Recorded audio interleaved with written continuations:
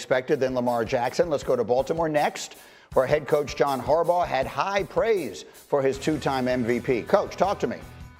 I've said it many times, I think he's the best. He's the best in football. So he works hard at it. It means a lot to him. He's been studying it. He's been training. You can tell kind of shape he's in right now. He's ready. He's ready to get going. So you mentioned it earlier. These are teams, Josh Allen and Lamar Jackson in particular. I put the two of them together, Jeff, that anything short of finally climbing Mount Mahomes, if you will, feels like a failure. The question is one of these guys going to do what Charles Barkley was never able to do, what Patrick Ewing was never able to do, what Karl Malone was never able to do? That is beat Jordan in his prime. Can one of those, which of those, right now, if I'm asking you to pick one of those two, it's Josh Allen or it's Lamar Jackson, which one of them finally gets past Kansas City this year? Lamar. Part of it is just culture and history. I mean, you look there, when you are in and around the Ravens, the franchise, the building, all of that, I don't spend that much time there, but enough over the years. They've won a couple. They've done it. They've climbed the mountain. It was against Mahomes? No. But they've done that, and Buffalo's still looking to do it.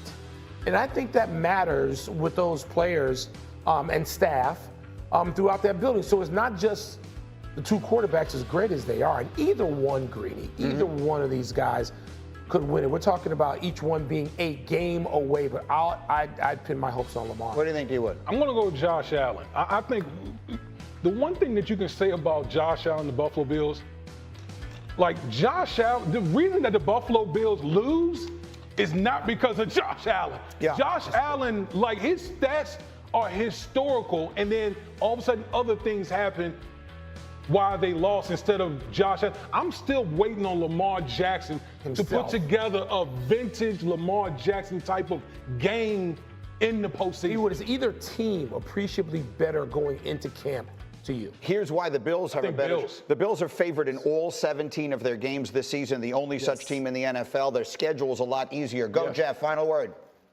That's exactly my point. I would actually push back on Damian and say that that's part of the reason, the fact that the Ravens have the better team around Lamar, bringing back far more starters. But I look toward that schedule. To your point, they're favored, and part of that is to do with the fact that they have high expectations, but part perhaps in some slight way means that they have a little bit of an easier schedule too. They're favored in every game, including when they play Kansas.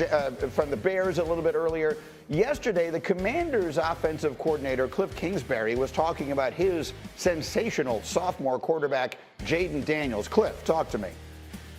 I mean, just watching him move around. He's not thinking as much. He's playing fast and letting his natural gifts kind of take over, and that's what we want to see. So I expect him to take a big jump. Okay, so this to me is an interesting question. Jayden Daniels had a season the likes of which we have never seen before. He took his team all the way to the NFC Championship game.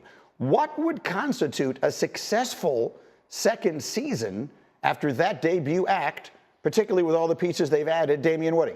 Jayden Daniels could have a better season, but the Washington Commanders might take a step back. I thought the Washington Commanders overachieved last year.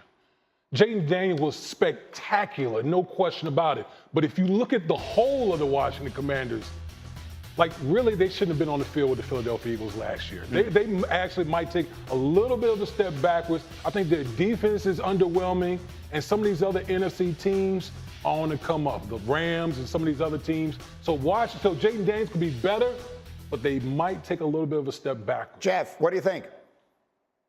Yeah, I think that's the proper level of grace, as we should put it. When it comes to teams like the Ravens and the Bills, anything other than a Super Bowl, quite frankly, at this point, feels like a failure for those teams. This is a team that knocked on the door and certainly should continue to achieve. I think a playoff win would certainly mark a successful season. Anything beyond that is really just continuing to knock on that door to eventually become what they want to be, which is champions. Michael, the great himbo, did a little dive here. Can I show you D11, please? Here are some reasons that we might expect some regression from the Commanders that have nothing to do with Jayden Daniels. They play on 5 short weeks, which is as many as any team in the NFL.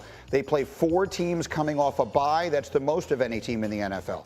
They had 6 comeback wins after trailing in the fourth quarter last season. That tends to revert to the mean. They had comparatively excellent injury luck. They were the 5th healthiest team by adjusted games lost. last year. That's obviously not something you can count on. So one might look at that and say a lot of things went right for the Commanders last year to be where they were. Yeah, I can think of a Hail Mary play that went right. Which changed, it changes seasons. People forget about momentum. Any of those factors that Himbo came up with, you get two of those going the wrong way, just a tick, and you now have 9 wins and 9-8, and maybe not making the playoffs. Let me just say this. There are no out-of-control expectations of the Commanders in Washington. Hey, you're there. Still live there. Yeah. They're not. People are still, because of what happened the previous 20 years, people are pretty happy with the product. But you look at Jayden himself, who just was remarkable. So was C.J. Stroud as a rookie. And then he wasn't. I mean, an entire league now has the chance to adjust to him. As D. Wood knows, there are people sitting in dark rooms right now with video who have the Commanders on their schedule, who are figuring out ways to deal with Jayden Daniels that they did not last year. So that's an additional factor that comes into play. Like Jeff, I think one playoff win and then would be still pretty much successful season this time. Go ahead, Jeff.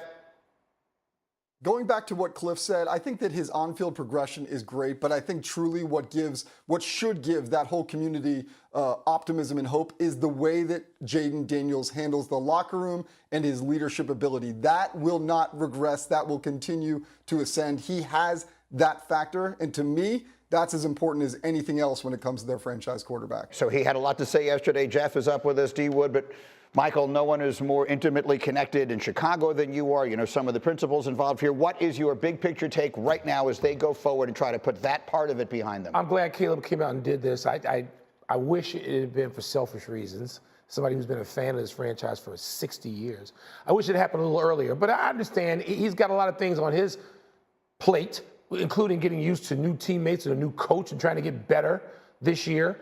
Look, Caleb Williams went to my son goes to Caleb Williams High School, Gonzaga High School in Washington, D.C. I know Caleb and I know his dad, and I am completely biased in their favor, so let me declare that. This was not a story by the time we got to the draft. It was earlier, but there's so much time between the end of the college football season and the draft, just 6 months.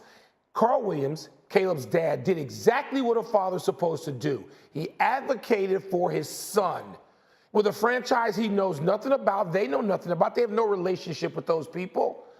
And he did his due diligence, and Caleb, I think, used that phrase at some point. That's exactly what a father should do. So what I would do if it was my son. And by the way, Caleb, once they met and had multiple meetings with the Bears, particularly Kevin Warren, the president, that was done. By the time we got to the draft, he became a Chicago Bear. All of that examination was done. So now we move on. Was there drama? There was never any drama. I don't know how many people knew about it in January, February, March, before we got to the draft. And then once we got to the draft, they'd had all these meetings. It seemed to be a kumbaya situation. Caleb understands.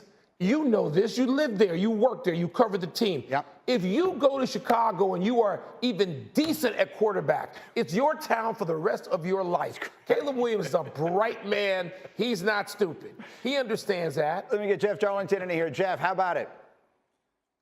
Well, listen, if this is a storm, if this is a distraction, it is at no fault of Caleb Williams. I quite frankly don't think that he needs to address it. It's fine that he did, and he did so with a level of maturity that's actually very endearing. But this is the only industry in the world where we are expected for the best employee to go to the worst company and then stand up there and say, wow, it's great to be here. I mean, Caleb Williams, we're talking about labor market restriction. Caleb Williams is expected to stand up there and say, yes, I can't